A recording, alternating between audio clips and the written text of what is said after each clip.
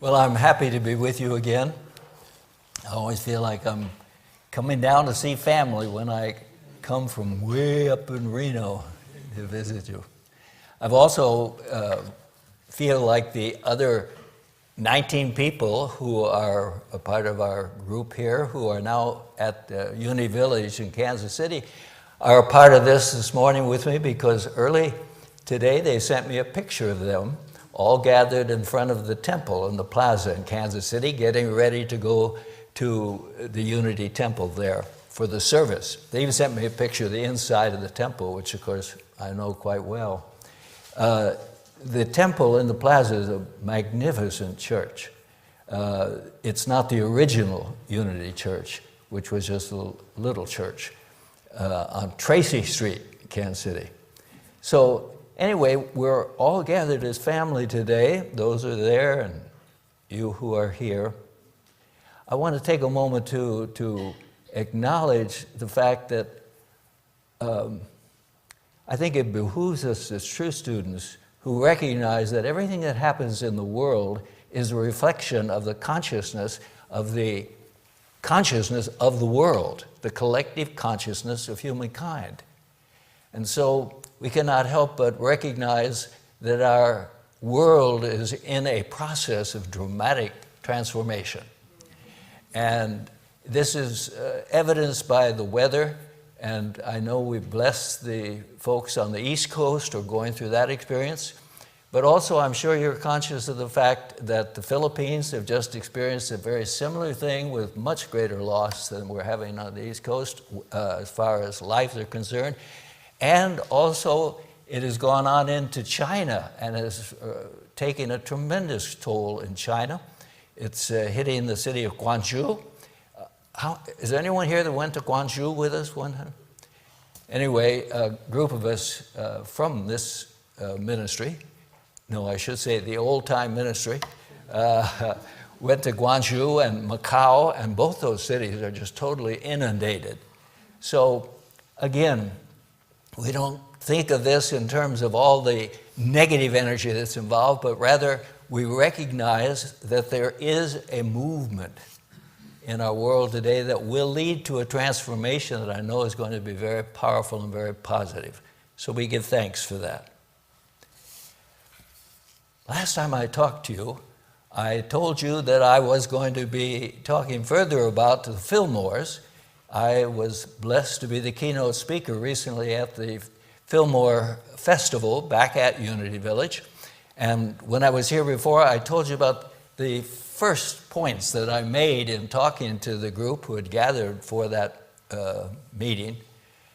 I told them that I felt the secret to the power of the Fillmores was that they exercised that basic commandment of Jesus, that you should love the Lord your God with all your heart and all your soul and all your mind. And I also led them into something that I've shared with you, that the GPS system that we all have in our cars and on our cell phones, we all do, don't we? Everybody hold up your hand who knows what's a GPS system. Okay, so I sometimes think maybe I'm off by myself, but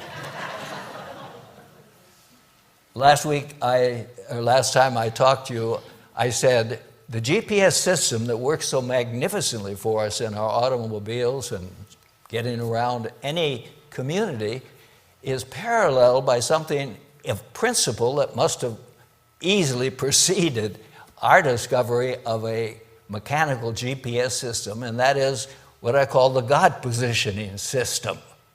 And that is that every one of us has a connection to God directly. And the only thing we have to do to turn on that system where God will constantly move in your life to position and to bless you in whatever way is necessary is to love God with all your heart and soul and mind. That opens the channel. It's exactly when you go to use your GPS for the car, you've got to turn it on. Or it's going to sit there. And God is always present in our lives. But for us to activate the guidance and the direction and the incredible care that God has for us, We need to turn it on, and we do that by basically loving God with all our heart and soul and mind, and that's why Jesus gave us that commandment. Well, that's what we talked about last time. I want to talk about the reason, though, that in our personal lives, even though we may be loving God, at least with a biggest portion of our hearts or a big portion of our hearts, minds, and souls, we find that our lives don't always work out the way we think they should be if God is really caring for us. We keep going down side streets. I came over here by my GPS. I'm staying in another part of town and wasn't real sure how to get here, so I put the GPS in. It started taking me on all sorts of side streets, and I thought, holy smokes, I don't know if I can trust this thing or not. Well, in this case, it worked out fine, or I wouldn't be here. But we all take a lot of side trips from what we want. We want healing sometimes, and we want it to come spiritually. But we find that we have to rely on medical help instead. And we think, where was God? Why couldn't it work for me? I'm leading into what I said at the Fillmore Festival as probably the greatest gift that the Fillmores gave to us, but eventually I think will be the greatest gift that Unity, because of the Fillmores, will give to the world. And that is the awareness of what the Fillmores called the 12 powers. I was aware, of course, that Charles was known for his work with the 12 powers, but in doing my research for my talk back at the school, I found out that Myrtle was just as involved as he was in the reality of what we call the 12 powers. I also said in my talk back there that while the Fillmores have given us this great gift, it is up to us who follow to take that gift and to bring it into a greater depth of understanding. I'm reminded of something I saw, that the great discoverer of gravity, Newton, had to say when he was given a great honor for his work with gravity, and he said, "We build on the shoulders of giants." He acknowledged all those who had gone before him to bring him to a point where he suddenly understood the reality of gravity in our lives. And I think of that because I have taken issue with some of the premises of the Fillmores in regard to the 12 powers. I have become the champion of the 12 powers, as it were, in the Unity movement. Early on in my ministry work, I traveled around and encouraged ministries to develop the concept of these 12 powers. Let me tell you what I, in quotes, take issue with. Charles, or perhaps both Fillmores together, decided to call these ideas powers. They called it the 12 powers. Well, every thought is a power.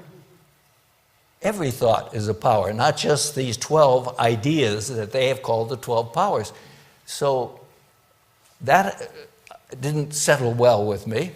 And so, as you all know probably from having bought and read this particular book that I wrote called The 12 Freedoms,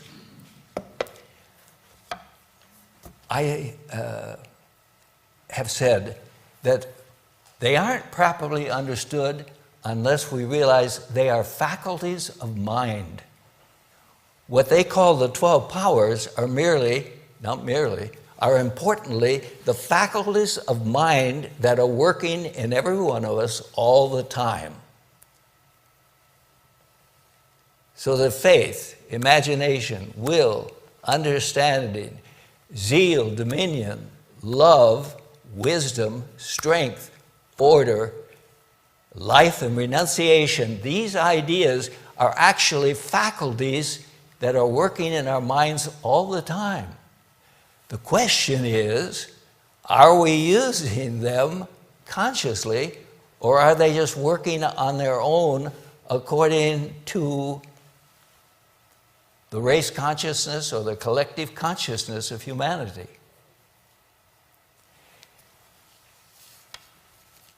What I'm sharing with you right now is so important that it woke me up at 4:30 this morning. I woke up at 4:30 this morning, and these ideas started moving in a greater depth than I've ever appreciated before, because I realized that it will be the essence of the transformation of humanity, is the realization of these 12 mind faculties. Because these 12 mind faculties are not only active in each one of us, they are the essence of the Christ idea that has caused all evolution to take place. Do you remember when I talked to you about the dinosaurs? Oh, I know you do, yeah. Anyway, 66 million years ago, we said the dinosaurs were wiped out. And what I said at that time was, it had to be because the dinosaurs represented one faculty of mind that in the evolution of the Christ idea, that one particular idea had taken over all the other ideas. And that is the strength idea. The dinosaurs represented the power of strength, and they literally controlled the physical environment of the world as far as what evolution was doing to produce new creatures. As creatures came along, the dinosaurs would devour them quickly. The only thing that survived at that time were little, like mice today we would call them, the littlest of animals. Unfortunately, they survived also the wipeout of 66 million years. Anyway, I want you to know that the reason I emphasize that is this process is a process that has shaped the evolution of what we are, and essentially we as humans have these faculties working in our minds under control. Under control. What we have to learn to do, and is the essence of what I'd like to share with you, is to be so conscious of these 12 faculties of mind that are working for us all the time, that we seek to understand them and to bring them totally in balance in our lives. Let me give you some examples of how these faculties work. Let's suppose you're out walking in the woods and you see a little, I was going to say a branch, you see a tree that's falling and going across the stream, and you decide you want to walk across that. And so the water's fairly deep there, and so you decide you're going to do it because you have faith. That is, you perceive that you have the ability to do that. And so you step out onto that tree and you start to walk. But as you're walking across, the faculty that companions faith, called imagination, takes over, and suddenly you begin to imagine that you're falling. What do you suppose is going to happen?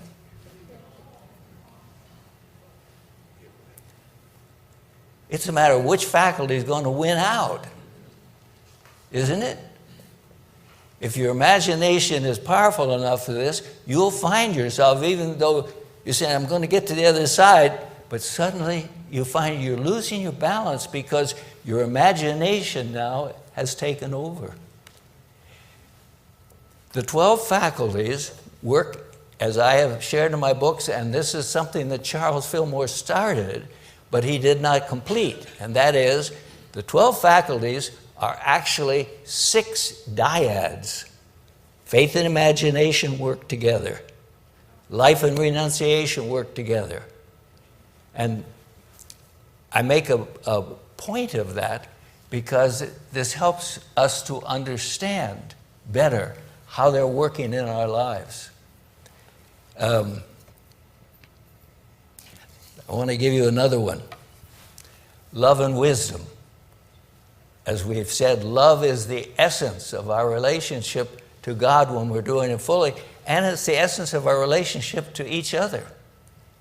But it's also the essence of our relationship to the world. What you love, you feel one with. So in Reno recently, we had what was called a barbecue cook-off. One big section of the city is given over to this process. So one stand after another have barbecues. And the winner, when the judges determine who has the best barbecues, wins $30,000. So it's a big deal. Barbecue everywhere.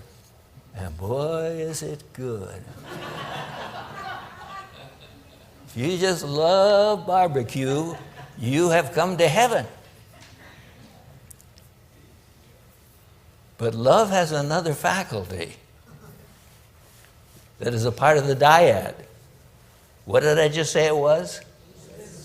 Wisdom, which says, as it did to me, fortunately, that day, it said, you don't need that $25 plate of barbecue. So the fellow that I was with, we decided to split it. Wow, that was wisdom. So in any event, this dyad is in constant process in our lives. Love balanced by wisdom. I have another one that I thought of that relates to two other faculties which are part of a dyad, the dyad, which is will and understanding. They are the executive faculties of the brain, and they have shaped this frontal portion of our brain, which I have put in the book here. A couple of neuroscientists have agreed and call the executive faculty, these lobes of your brain in the front. So physically, this is where will and understanding is placed in our body temples. How many have you heard that you should drink lots of water every day? Is that part of your understanding, that you need a certain amount of water all the time? So, do you drink your 8 glasses of water every day?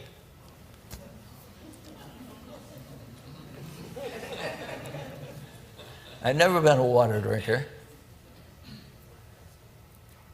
But what would keep you from drinking your 8 glasses of water? If it's your understanding, that's what you need. Why don't you do it? Right. Because you lack the willpower to do it. And so it's wonderful to have understanding, but without the balance of will to bring you to do it, you're not going to do it. But let's put it vice versa. You got lots of willpower. I mean, you really have willpower. Everybody knows you got lots of willpower. But what if you don't have much understanding? You'll find yourself in all sorts of trouble. People say, they're so willful. It's because you allowed your will to be prevalent and forward in your life without the balance of understanding. So each of these faculties, and I'll just run through them quickly for you again. And I want to say something else, that why this is so important for the world in general. If you ask the average person, I think, do you know what a chakra is? Have you ever heard of a chakra? Do you think probably 5 out of 10 people you might stop would say, Oh yeah, I know what a chakra is. Probably so. Well, chakras, as you know, are part of ancient teachings of the East, that we all have energy centers within our body temple. When we had the 12 power concept originally of the Fillmores, of course, there was no clear relationship. But when you realize that these 12 powers actually function as 6 dyads, you have a almost perfect relationship to the ancient concept of the chakras. There are a number of theories of chakras, but the most popular one is that there are 7 chakras. But the 7th one is over the crown of the head, it's not in the body temple. So our 6 dyads, which are primarily related, are totally related to the body temple, match in a wonderful way with the chakras. And I mention that because, as I have already affirmed, one day this is what overwhelmed me when I woke up at 4:30 this morning. You're working with something that is one day going to be basic concept of humanity. So,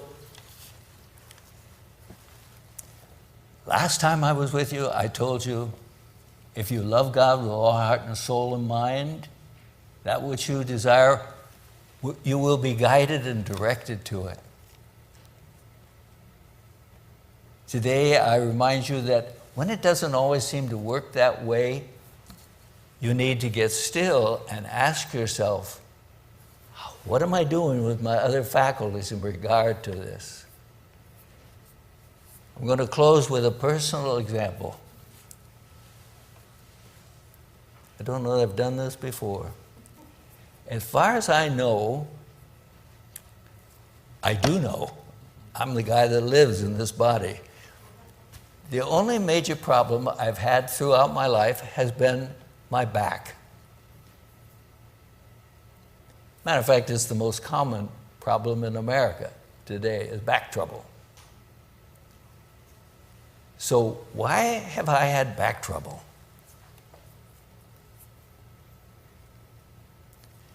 I've had back trouble, even though I've loved God with all heart and soul, but I've got a faculty I've been working on in this incarnation, and I haven't whooped it yet. I have to confess to you, I haven't whooped it yet.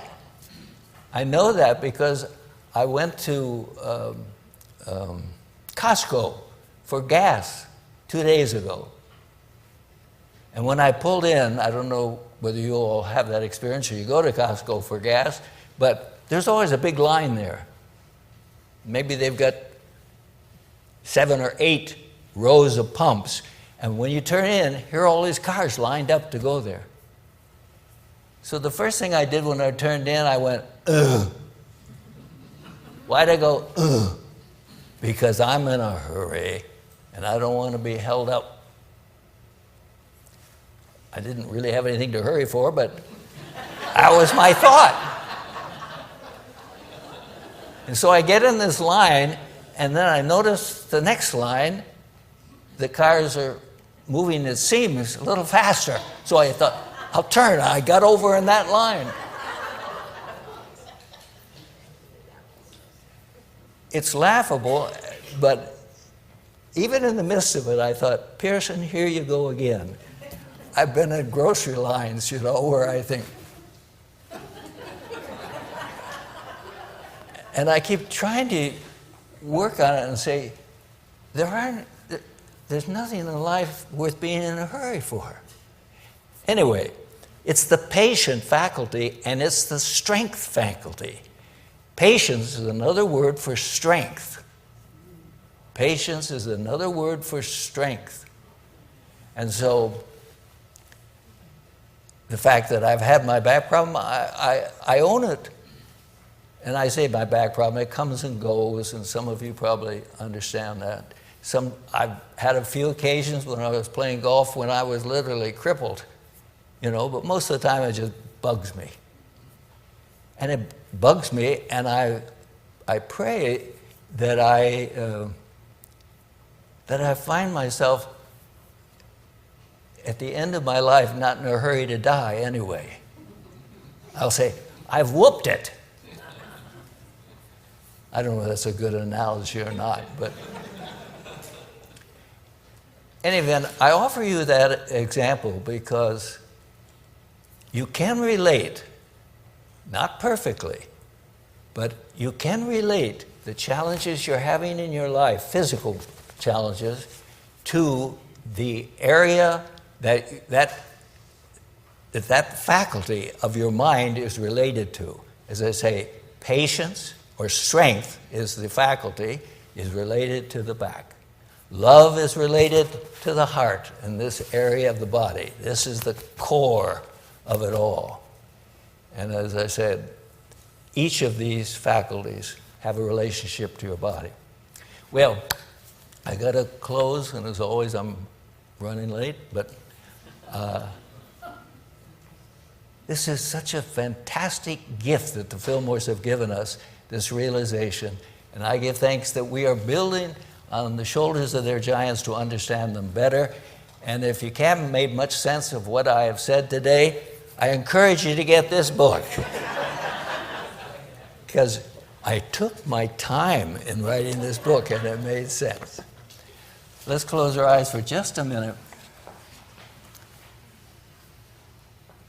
And I invite you to feel the wonder of your own being. That you are a mind being, not a body. And that as a mind being, you are blessed with these faculties, these capacity